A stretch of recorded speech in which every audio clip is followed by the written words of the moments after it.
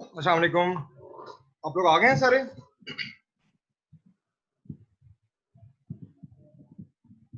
तलहा, आवाज आ रही है मेरी? Yes sir. जी सर, अभी नहीं आए सारे बच्चे। कितने रहते हैं अभी तलहा? रहते हैं सर कुछ स्टूडेंट अभी। 26 हैं अभी तो।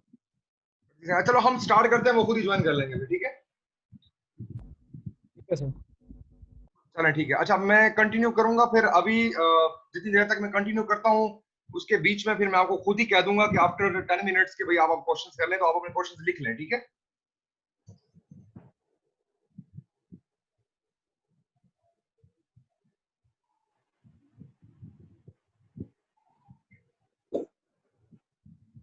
तलहा, आवाज सही आ रही है? Yes sir. चलो ठीक है। यस सर, ठीक आ रही है।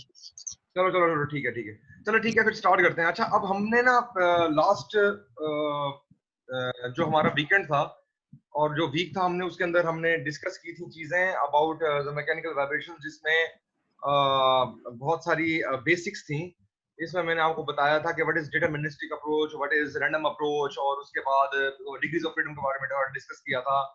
और इस सारे ये जो बेसिक कंसेप्ट थे वो हमने हल्के फुल्के डिस्कस कर लिए थे। अब मैंने आपको पिछले लेक्चर में जब हम जिस चीज पे एंड हुए थे वो ये था कि हमने एग्जांपल्स थोड़ा सा टच करना है। और एग्जांपल टच करने से पहले मैं आपको थोड़ा सा ये बता दूं कि हमारे पास जो है ना वो इसके 4 स्टेप्स थे, अगर आपको थोड़ा जहन में हो। सबसे पहला जो स्टेप था हमारे पास वो था, हम उसमें उसको मॉडल करते हैं। उसके बाद हम उसकी गवर्निंग इक्वेशंस बनाते हैं। उसके बाद उसका सॉल्यूशंस क्रिएट करते हैं और उसके बाद लास्ट में हम उसका एनालिसिस करते हैं, जिसमें सबसे पहले जो होगा हम उसको मॉडल करेंगे। मॉडल करने के साथ साथ फिर हमें उसको गवर्निंग इक्वेशंस बनानी है। गवर्निंग इक्वेशंस जो होंगी वो हमारी होंगी आपकी जस्ट लाइक उसके अंदर आप अपना कुछ फिनोमेनाज को, बेसिक फिनोमेनाज इंट्रोड्यूस करेंगे और उसके तहत आप आगे चलेंगे। जैसे कि न्यूटन रैप्सन, जैसे कि Newton second law of motion होता है वो आप करेंगे। इसके अलावा आप डी एलम्बर्ट्स प्रिंसिपल को भी अप्लाई करेंगे। उसके अलावा एनर्जी कंजर्वेशन का प्रिंसिपल को अप्लाई करके आप अपनी सिस्टम ऑफ गवर्निंग इक्वेशन बनाएंगे।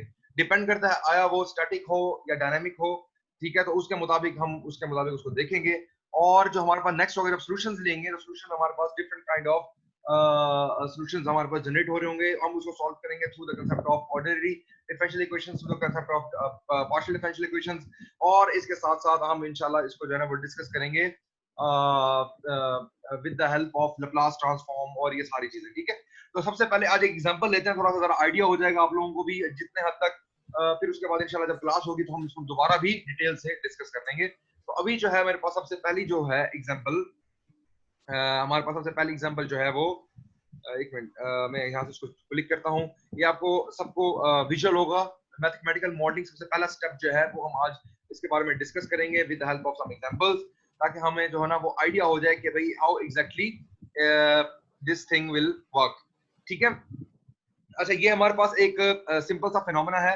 देखो, सबसे पहले तो आप जब भी कोई मैकेनिकल चीज की तरफ, मॉडलिंग की तरफ जाएंगे ना, you need to have the requirement of that object, ठीक है? आपको सबसे पहले उस चीज की रिक्वायरमेंट पता होनी चाहिए कि भाई वो आप बना रहे हैं, वो आप किस मकसद के लिए बना रहे हैं, किस पर्पज के लिए बना रहे हैं, ठीक है? तो आप अपने कॉन्सेप्ट्स को बेहतर तरीके से मैथमेटिकल मॉडलिंग की शेप दे सकते हैं, ठीक है? तो it consist of a frame. मैं इसको रीड आउट कर लेता हूँ, उसके बाद हम डिस्कस कर लेते हैं कि इसको किस तरह होना चाहिए। It consist of a frame, a falling weight and known as tup. ये जो ऊपर है हमारे पास, ये हमारे पास टप है। इसी तरीके से an annual and a foundation block. ये बेसिकली आपने अगर वर्कशॉप वगैरह में भी देखा हो तो it is a simple kind of a pressure, ठीक है? आप प्रेस यूज करते हैं आप किसी भी शॉप में, वो क्या करते हैं, आप इसमें एनविल के ऊपर, ये जो एनविल है मेरा, इसके ऊपर आप अपना वर्क पीस रखते हैं और आप जो टप होता है, this is heavy weight kind of a thing, ठीक है? ये इसके ऊपर जोर से इंपैक्ट करता है, जिसकी वजह से जो है ना वो चीज प्रेस होती है, ठीक है? तो ये जो चीज है मेरे पास फाउंडेशन ब्लॉक, ये बेस बनाई जाती है ताकि जो है ना ये इसकी वाइब्रेशंस को काफी हद तक अब्सॉर्ब कर सके। और इसके साथ साथ यहाँ पे एक इलास्टिक पैड भी है। तो वो कहता है कि ये पूरा का पूरा हमारे पास सिस्टम है, इसको आपने मॉडल करना है in order to check its vibration analysis, ठीक है? तो it consists of a frame, a falling weight, and known as top, an anvil, and a foundation block. The anvil is a massive steel block on which the material is forged into desired shape by the repetitive blows of the top. The anvil is attached and to the elastic pad and to reduce the energy transfer to the foundation block and the frame, ठीक है? अब ये basically क्या है कि ये energy transfer करेगा ये इलास्टिक पैड और फाउंडेशन ब्लॉक, ठीक है। अब हमने इसका मॉडल करना है और इसको कोशिश करेंगे कि हम with the help of dampers इसको मॉडल करें और इसको एज सिंपल, देखो स्टार्ट में ये होता है, इसके दो तीन स्टेप्स होते हैं। स्टार्ट में आपने सबसे पहले इसको as simple as possible model करना है, उसके बाद आप उसकी रिफाइनमेंट में जाएंगे, यानी कि आप उसके बाद आप उसकी मजीद डिटेल्स में जाएंगे, लेकिन सबसे पहले आप उसके बेसिक कोई से 2 या 3 कंपोनेंट को पकड़ेंगे और उसको मॉडल करना स्टार्ट करेंगे, ठीक है। और उसके बाद फिर आप आगे चलते जाएंगे और आप रिफाइनमेंट की तरफ जाते जाएंगे बेसिकली, यानी कि मजीद डिटेल्स की तरफ जाते जाएंगे, माइनर डिटेल्स की तरफ जाते जाएंगे, ठीक है। बिकॉज देखो सर, इसमें मैंने आपको बताया था कि you have the two kind of systems, एक होते हैं डिस्क्रीट काइंड ऑफ सिस्टम्स, एक होते हैं कंटीन्यूअस काइंड ऑफ सिस्टम्स, ठीक है। जो डिस्क्रीट सिस्टम्स होते हैं that has the finite degrees of freedom, और जो कंटीन्यूअस सिस्टम्स होते हैं that has the infinite degrees of freedom, ठीक है। जो फाइनाइट डिग्रीज ऑफ फ्रीडम होते हैं वो तो हम उनका सॉल्यूशन होता है ना, that is actually exact solution, और वो प्री डिफाइंड होता है कि भाई इसका कोई ना कोई सॉल्यूशन निकलेगा, मतलब कोई ऐसा कोई कॉम्प्लेक्स सॉल्यूशन नहीं है, ठीक है। तो हमारे पास उसका रिस्पांस होगा वो लीनियर रिस्पांस होगा। लेकिन जो हमारे पास कंटीन्यूअस हमारे पास सिस्टम्स होते हैं, जो ये हमारे पास हमेशा इनफाइनाइट डिग्रीज ऑफ फ्रीडम होते हैं, इनफाइनाइट डिग्रीज ऑफ फ्रीडम को सेग्रीगेट करना इट्स क्वाइट डिफिकल्ट। हम क्या करते हैं, हम अपने इनफाइनाइट सिस्टम्स को फाइनाइट सिस्टम की तरफ कन्वर्ज करने की कोशिश करते हैं। क्या मतलब क्या है कि आप सबसे पहले अपने स्टेप्स को इजी करेंगे, आप अपने मॉडल को इजी करेंगे, उसके बाद आप उसके माइनर डिटेल्स में जाएंगे, in which you have the luxury of making the system into the minor system, ठीक है। आप माइनर डिटेल्स उसकी ऑब्जर्व करेंगे और उसके मुताबिक उसको इंटरप्रेट करेंगे और उसके मुताबिक उसको एग्जिबिट करेंगे, लेकिन सबसे पहले आपने उसको सिंपल मॉडल में कन्वर्ट करना है, ठीक है। अभी ये देखते हैं, इसकी एग्जांपल देखते हैं, आपको सारी चीज समझ आ जाएगी, ठीक है। देखो सबसे पहले आपने क्या करना है कि आपने for the first approximation the system is segregated with the first degrees of freedom, ठीक है। सबसे पहले आपने क्या करना है, जो आपने पहली अप्रोक्सीमेशन लेनी है, तो आपने उसको फर्स्ट डिग्रीज ऑफ फ्रीडम के हिसाब हवाले से बनाना है। जैसे कि ये देखो मेरे पास एक टप हो गया, ये देखें, ये इसी चीज को हमने मॉडल करना है एग्जैक्टली। अब ये हमारे पास एक एनुअल फाउंडेशन ब्लॉक हो गया, ये एनुअल फाउंडेशन ब्लॉक एक ही ले लिया आपने, ठीक है। और बेस के साथ आपने अटैच कर दिया सॉइल डैम्पिंग, और साथ आपने इसके साथ एक आपने ऐड कर दिया स्प्रिंग, ठीक है। तो this is now as easy as possible, but इसमें मजीद हम देखते हैं कि इसमें मजीद क्या इसमें रिफाइनमेंट हो सकती है, मतलब कि मजीद किन किन जगहों पे आप स्प्रिंग्स और डैम्पर्स दे सकते हैं, ठीक है। तो ये हमारे पास इस तरीके से एक नेक्स्ट है, जिसके आप एनुअल और फाउंडेशन ब्लॉक को अलग अलग ट्रीट करेंगे, ठीक है। यानी कि for redefined approximation foundation block also being incorporated with dampers and springs, and now system is being treated as 2 DOFs। अब ये एक 1 DOF हो जाएगा, और ये एक हमारे पास एक ये भी 1 DOF होगा। तो basically as a whole system has 2 degrees of freedom, एक इसका हो जाएगा एनुअल का, और एक फाउंडेशन ब्लॉक हो जाएगा विद द सॉइल, ठीक है। तो इस तरीके से यहाँ पे हमने अटैच कर दिया स्प्रिंग्स और डैम्पर्स। तो फर्दर रिफाइनमेंट हम भी कर सकते हैं with the variation of tap, यानी कि with the variation of tap यहाँ पे आके जो इसका कोलिजन होगा, जब ये वापस जाएगा इस ऊपर वाली वॉल के साथ, तो इसकी जगह पे भी हम कोई चीज इंट्रोड्यूस कर सकते हैं, जिसमें टैप का इसके साथ इंटरेक्शन जो है वो जब वापसी रिटर्न में कम से कम हो, ठीक है, उनका डैमेज ना हो वो पार्ट, ठीक है। तो यहाँ पे भी हम कर सकते हैं। तो आप रिफाइनमेंट को इंक्रीज करते जाते हैं in order to increase your degrees of freedom also, and also to increase your vibration analysis, जो कि मोर क्लोजली होगा टू द एक्यूरेट थिंग, ठीक है। तो ये थी हमारी फर्स्ट एग्जांपल जिसमें हमने ये डिस्कस कर लिया। अब यहाँ तक कोई आपको अगर इशू है तो आप डिस्कस कर लें मेरे साथ। जी बच्चे।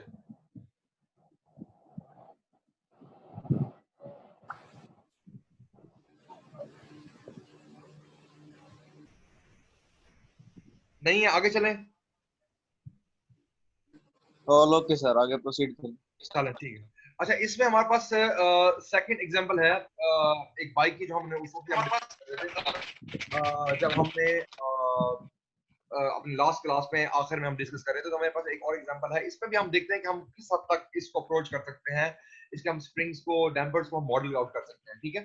तो वो ये बता रहा है कि develop a sequence of 3 mathematical models of the system for investigating vibration in the vertical direction. Vertical direction को बता रहा है कि ये आपने वर्टिकल डायरेक्शन में ही सिर्फ इसको मॉडल करना है। Consider the elasticity of the tyres, elasticity and damping of struts. Struts ये हमारे पास बन रहे हैं, ये बने हैं, ठीक है। स्ट्रॉट्स हमारे पास, और in the vertical direction masses of the wheel elasticity and mass of the rider। तो ये आपने masses of the wheels elasticity, तो और उसके अलावा आपने राइडर का जो mass है लाजमी देखना है, ठीक है। तो ये चीजें कंसीडर करते हुए आप जो है ना वो अपना मैथमेटिकल मॉडल डेवलप करें। ठीक है, तो ये हमारा मैथमेटिकल मॉडल जो है सबसे पहले आपने जो सबसे सिंपलेस्ट आप एज सिंपल एज पॉसिबल करने की कोशिश करें। तो हमने क्या किया, हम अपनी इक्वेशंस जनरेट कर ली। ठीक है, जिसके अंदर आपका मैथ्स ऑफ द राइडर भी आ जाएगा, जिसके अंदर आपके मैथ्स आ जाएंगे, सेम का भी मैथ्स आ जाएगा, सबका आ जाएगा, और उसको आपने अटैच कर दिया विद द ग्राउंड और इक्विवेलेंट के इक्विवेलेंट और सी इक्विवेलेंट आपने जनरेट कर दिया। ठीक है, इसके बाद नेक्स्ट है हमारे पास, जब आपने इस तरह मॉडल किया तो आपने क्या किया कि आपने अब वही मास ऑफ व्हील्स, और ये है mv is mass of vehicle and mr is a mass of rider. ठीक है, आपने m इक्विवेलेंस को मजीद तोड़ दिया, यानी कि this is your as simplest as possible. Now you are going into details, in the minor details. ठीक है, तो अब आपने क्या किया, आपने मास ऑफ व्हील्स ये mw and mv is mass of vehicle and mass of rider जो है वो इसको भी आपने कंसीडरेशन में ले आए हैं। ठीक है, तो अब आपके देखेंगे मास ऑफ व्हीकल और मास ऑफ राइडर अगर अकोमोलेटिव मीट करें तो आपके दोनों मास ऑफ व्हील साथ बन रहे होंगे। यानी कि यहाँ पे देखें अगर आप, तो ये आपका व्हीकल का वेट और राइडर का वेट ये इवेंचुअली किस पे पड़ रहा होगा, दोनों वेट्स पे।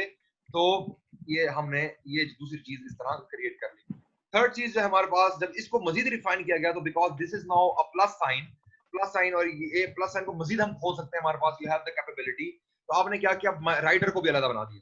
ठीक है, राइडर को भी अलग बना दिया और मास ऑफ व्हीकल बीच में आ जाएगा और उसके बाद एग्जैक्टली उसी तरीके से मास ऑफ व्हील्स आ जाएगा। ठीक है, तो ये हमारे पास दो जो है ना इसके अंदर जनरेट होगा, एक राइडर और एक एमवी इसी कंडीशन में। इसी तरीके से एक नेक्स्ट है हमारे पास जिसके अंदर अब आपने इसको सिंपलीफाई करने की कोशिश करें इफ पॉसिबल। तो उसने क्या किया कि ये basically you have the two identical springs, तो उसने 2ks कर दिया, और जैसे you have two identical dampers, उसने 2cs कर दिया। ठीक है, तो इस तरीके से ये 2 kt है, तो ये 2 टाइम्स kt इसने कर दिया। तो ये भी एज सिंपल एज पॉसिबल आपने एक मॉडल बना लिया। तो आपने क्या करना है, आपने सिंपल से पहले कोशिश करनी है। देखो ये एक मुख्तलिफ आपके बने हुए हैं, ये एक पॉसिबल सॉल्यूशन है, एक ये पॉसिबल सॉल्यूशन है, ये पॉसिबल सॉल्यूशन है, और एक एंड भी पॉसिबल सॉल्यूशन है। You have 4 possible solutions in which you have to model, you have to show your modelling. ठीक है, तो लेकिन आप कोशिश ये करते हैं सबसे पहले सिंपल बनाएं और उसके बाद आगे प्रोसीड करें when you are going into the details of vibration analysis. फिर आप उसमें माइनर डिटेल्स में भी जाएंगे, लेकिन इतनी भी माइनर डिटेल्स में नहीं जाना कि आपका सिस्टम जो है वो नॉन लीनियर की तरफ बिहेव करना शुरू कर दे और आपके आंसर्स वो एग्जैक्ट सॉल्यूशन ना दे। ठीक है, और आपके सॉल्यूशंस जो हैं वो इनफिनिटली मेनी सॉल्यूशंस आना शुरू हो रहे हैं। ठीक है, तो कोशिश ये करते हैं हम कि हमने मॉडल ही उसको उस तरह करना है कि माइनर डिटेल्स भी कुछ हद तक आए और आपकी चीज जो है वो प्रॉपर तौर पे जस्टिफाई हो जाए कि भाई आपने ये चीज बिल्कुल लिंक्स के मुताबिक सही बनाई हुई है। ठीक है, अदरवाइज आप देखें ना इसमें बहुत सारे आपके वेट्स आ सकते हैं, उसमें आपके लाइक हैंडल का भी वेट आ सकता है, उसमें लाइक आपकी छोटे छोटे माइनर डिटेल्स आ सकती हैं, लेकिन हम वो कंसीडरेशन नहीं कर रहे एज सच बिगर मैसेज को लेके, तो हम वो माइनर डिटेल्स को ऑब्जर्व कर रहे हैं। ठीक है, तो ये हमारे पास एक सिंपल एग्जांपल थी। ये हमारे पास अभी स्टेप 1 है। मैं अगेन ये कह रहा हूँ कि हमारे पास ये स्टेप 1 हुआ है अभी मैथमेटिकल मॉडलिंग का। उसके बाद हमने ये इसकी सिस्टम ऑफ इक्वेशंस बनानी पड़ेगी, तब आप जाके आगे चलेंगे और आप फिर जो है ना वो आगे अगले स्टेप्स की तरफ मूव करेंगे, जो कि आपके अगले स्टेप्स हैं गवर्निंग इक्वेशंस। उसके बाद आप उसके सॉल्यूशंस निकालेंगे, उसके बाद आप उसकी एनालिसिस करेंगे। एनालिसिस जो होगा उसमें आपके जो आपने ऑब्जेक्टिव वेरिएबल्स दिए हुए होंगे उन्हीं के आंसर्स निकलेंगे। यानी कि जैसे कि अगर डायनामिक मॉडल कर रहे होंगे तो आपके पास वेलोसिटी एंड एक्सेलरेशन आएगा, इस तरह से डिस्प्लेसमेंट भी आप कैलकुलेट करेंगे। तो आपके पास ये चीजें लाजमी आपके एनालिसिस में आएंगी, because you are moving from static to the dynamic। ठीक है, तो आपने velocity acceleration को भी लाजमी कैटर में लेके आना है। जब आप गवर्निंग इक्वेशन बना रहे होंगे तब आप वो इन टर्म्स ऑफ थीटा और एक्सेलरेशंस में आएंगे। ठीक है, तो ये हमारे पास है मैथमेटिकल मॉडलिंग। जी यहाँ तक अगर किसी को कोई ऐसा इशू हो तो पूछे, फिर आगे चलते हैं।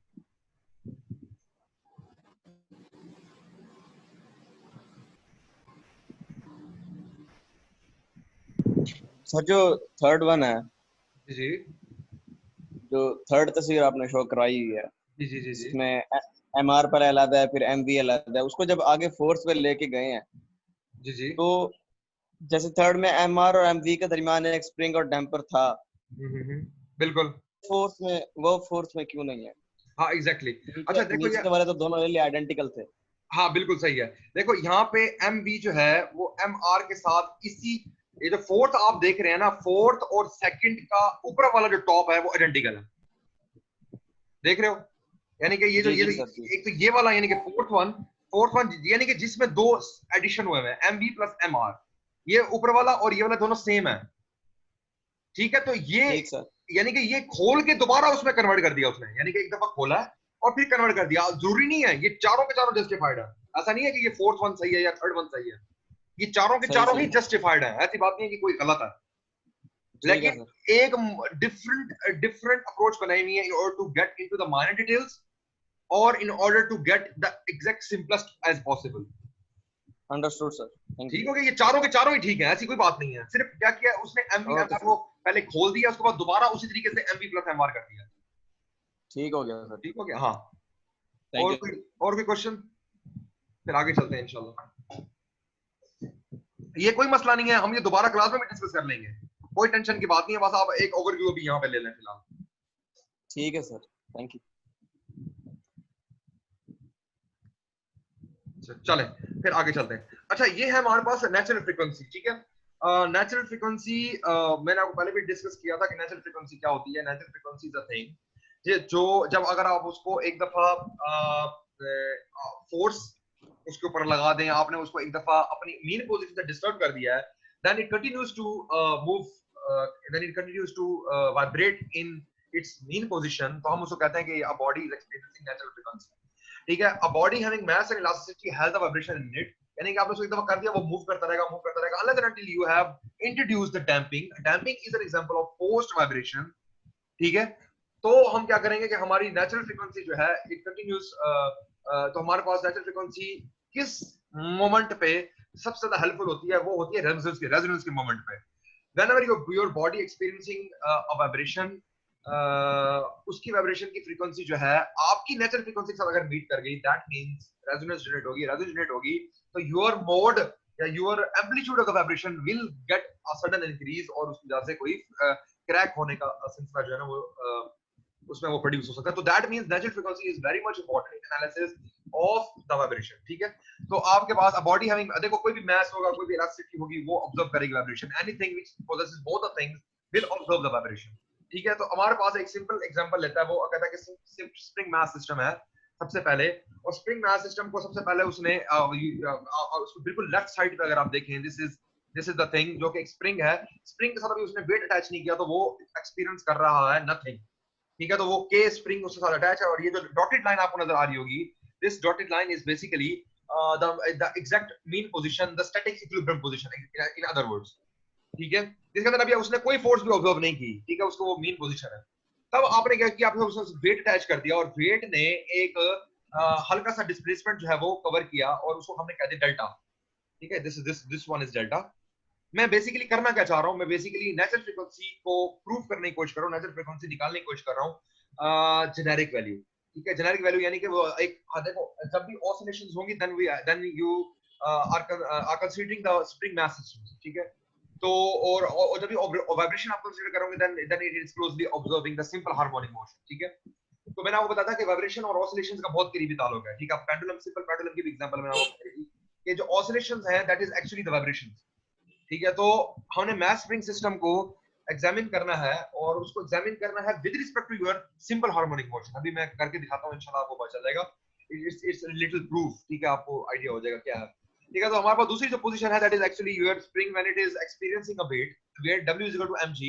तो वेट, और एक्चुअली जितना W होगा, यानी कि जितनी डाउनवर्ड फोर्स होगी, उतना वो किस तरह होगी, आपकी डिपेंड किस पे करी होगी, आपकी k पे डिपेंड करी होगी, because F is equal to k lambda या F is equal to kx basically, ठीक है। k is a spring constant, F is equal to force, और जो डेल्टा है दिस इज बेसिकली डिस्प्लेसमेंट, ठीक है। तो F is equal to k delta is actually balancing out W is equal to mg।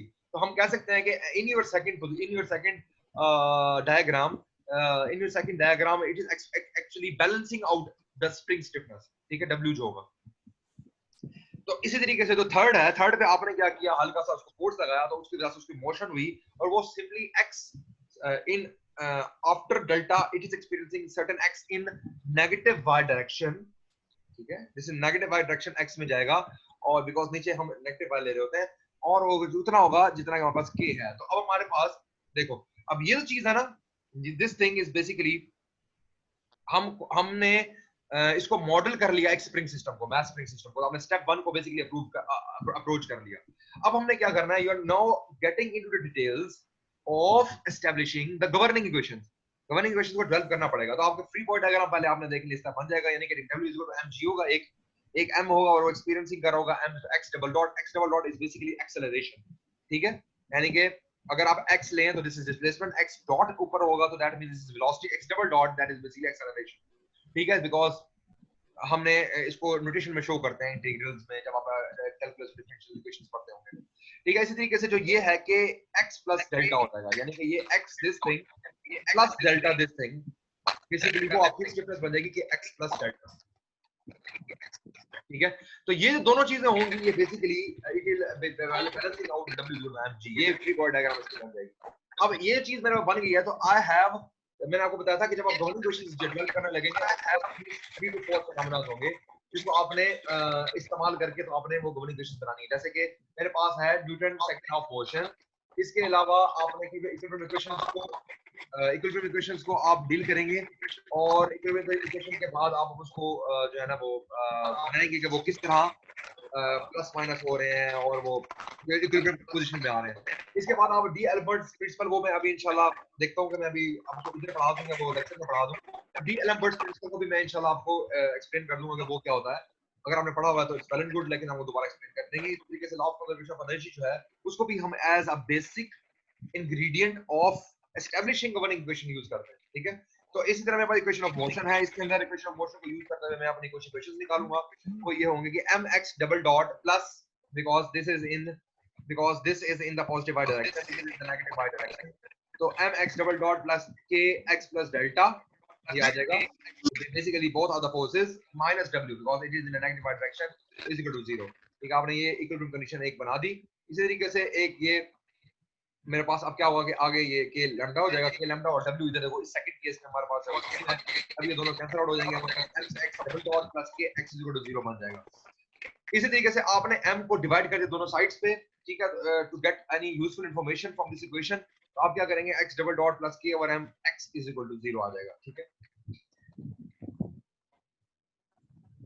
इसी तरीके से मेरे पास नेक्स्ट जो है इक्वेशन ऑफ मोशन जो है वो ये लास्ट वाली ये जो बनी है ना k ओवर m, ये इसने दोबारा यहाँ पे लिख दिया। अब compare it with the equation of simple harmonic motion. अगर आपने देखा हुआ है इस इक्वेशन को कहीं x double dot plus w square x is equal to 0, ये बेसिकली आपकी क्या है, ये बेसिकली आपकी सिंपल हार्मोनिक इक्वेशन है जिसके अंदर आप अपने एक्सेलरेशन, बेसिकली आप जब आप सिंपल हार्मोनिक मोशन को डिस्कस कर रहे होते थे तब आप सबसे पहले उसका डिस्प्लेसमेंट निकालते थे, तब आप उसके बाद उसकी वेलोसिटी निकालते थे, उसके बाद उसकी एक्सेलरेशन निकालते थे। तो this is basically the acceleration simple harmonic motion equation, ठीक है, जिसको आपने से कंपेयर करना है। और आप नोट करेंगे कि ओवर m और w स्क्वायर इनको हमने इक्वल रख देना because we are now considering vibration as oscillations over simple harmonic motion, ठीक है। तो w square is equal to k over m हो जाएगा और w is equal to k over m, और ये जो w है मेरे पास that is basically angular velocity, और w is equal to 2 pi basically होता है। अब अगर आप एफएससी की स्टडी को देखें तो basically this is basically 2 pi f, तो f जो है is now treating as the natural frequency, और ये 2 पाई जो है ये 2 पाई चला जाएगा इस साइड पे और हमारे पास 1/2 पाई k ओवर m जनरेट हो जाएगा। तो basically this equation fn is equal to 1/2 pi k over m is the generic equation of finding out the natural frequency of different various systems which are experiencing vibration and which obviously which are corresponding to the oscillation motion, ठीक है। तो ये हमारे पास जो है ये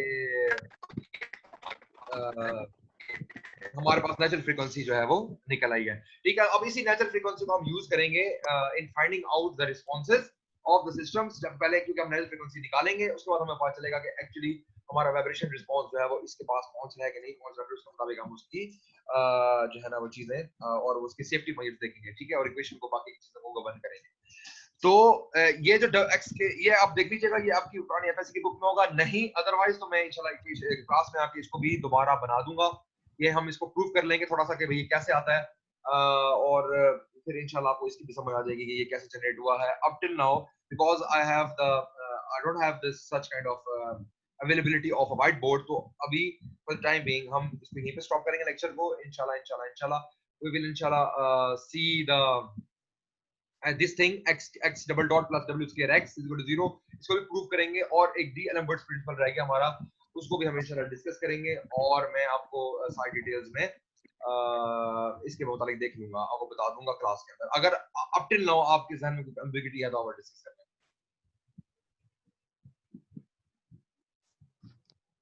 जी बच्चे। Sir वो बाइक वाला समझ नहीं आया सर, वो जो आपने बाइक की मॉडलिंग की है ना सर, वो नहीं समझ आया।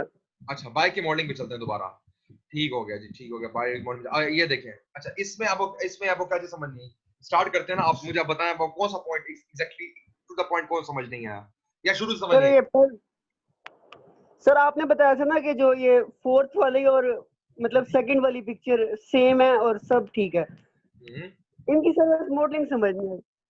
इनकी मॉडलिंग समझ नहीं है। देखो आपने क्या करना है, सबसे पहले आपने मैं अगर फर्स्ट से शुरू करूँ ना, तो आपने एक सिंपलेस्ट उसमें से कोई पार्ट लेना है, ठीक है। जी जी जो कि देखो, आप देखो ना इसमें आप खुद भी ये बात सोचें, आप खुद एनालिटिकल स्किल इस्तेमाल करें और आप देखें कि अगर मैं एज सिंपल एज पॉसिबल हूं तो आपको सबसे ज्यादा वाइब्रेशन कहाँ मिलेगी, एक्सट्रीम पॉइंट पे कौन सी पोजीशन है जहां पे आपको वाइब्रेशन अब्जॉर्ब होंगी बकायदा। वो एक ही होता है कि जब आपका एक ही सबको अकोमुलेटिव पूरी बॉडी को ले लें और विद ग्राउंड ले लें। तो उसने यही किया, उसने फर्स्ट के अंदर एम इक्विवेलेंट ले लिया सबका। ये इक्विवेलेंट मींस यानी कि उसमें उसका फ्रेम भी आ जाएगा, उसमें राइडर भी आ जाएगा, और उसको उसने अटैच कर दिया विद के इक्विवेलेंट, यानी कि सब के इक्विवेलेंट जितने भी आप उसके अंदर हल्के फुल्के स्प्रिंग्स लगे हुए होंगे एंड टेम्पर। इसको उसने फिर कन्वर्ट किया, बिकॉज मैंने कहा सबसे पहले सिंपल बनाएंगे, उसके बाद उसके माइनर डिटेल्स में जाएंगे। तो उसने क्या किया, फिर उसने M V plus M R को, यानी कि M vehicle plus M rider, इसका मैथ ले लिया और बाकी दो व्हील्स के मैथ अलग अलग कर दिया। इसी तरीके से थर्ड के अंदर उसने, अब क्योंकि ये एज सच एडिशन में था, तो उसने एम आर को अलग कर दिया। तो दिस इज थर्ड वन, ये मोस्ट रिफाइंड मॉडलिंग है। अब इसके अंदर उसने फिर कन्वर्ज कर दिया, यानी कि यूं समझो ये पहले कन्वर्ज थी डायग्राम, ये फिर उसने थोड़ा सा ओपन किया, खोल दिया, फिर ये थोड़ा, फिर इसमें मजीद इसमें खोल दिया। तो ये हमारे पास सबसे ज्यादा रिफाइंड है थर्ड वन।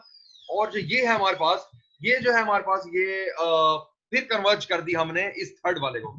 तो ये एम बी पहले इधर चला गया, फिर इसने इसको दोबारा इधर ले आया, ठीक है।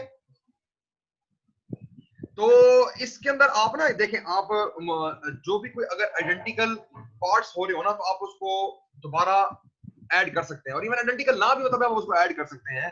बट आप जब उसको खोलना है, जब आपने उसकी वेरिएशंस दिखानी है, तब आप उसके अंदर उसको दिखा देंगे भाई ये स्प्रिंग है, ये डंपिंग है, ये क्या है, ठीक है। तो ये सारे ठीक है आपकी पोजीशंस। जो सबसे ज्यादा मोस्ट रिफाइंड है वो आपके पास ये थर्ड वन है, इसके अंदर सबसे ज्यादा रिफाइंड है जी। Thank you sir, thank you sir.